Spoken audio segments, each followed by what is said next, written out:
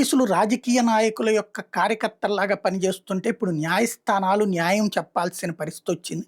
దాంతో మ్యాజిస్ట్రేట్లు కొన్నిసార్లు రిమాండ్‌ని తిరస్కరిస్తున్నటువంటి సంఘటనలు ప్రభుత్వానికి ఒక చెంపపెట్టు లాంటిది. పోలీసులకి తమ అసమర్థతని గురించి తెలుసుకోవాల్సినటువంటి అంశాలు. రాజకీయ పార్టీలకి బానిసలుగా పనిచేయడానికి కాదు పోలీస్ శాఖ అన్నటువంటిది ఉన్నది అని గుర్తుపెట్టుకోవాల్సిన అవసరం ఇది.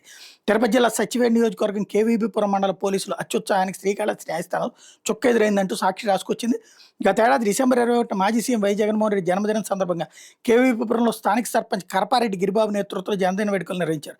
ఆ సమయంలో జంతు బలి చేశారని అదే గ్రామానికి చెందినటువంటి టీడీపీ నేత చంద్రశేఖర్ ఫిర్యాదు మేరకు కేసులు నమోదు చేసి సర్పంచ్ గిరిబాబు మరో ఇద్దరు వైఎస్ఆర్సీపీ మద్దతుదారులు మురళీ శ్రీధర్ని శనివారం అరెస్ట్ చేశారు. ఇది లాస్ట్ ఇయర్ డిసెంబర్ 21 అంటే మొన్నటిది అనుకుంటా.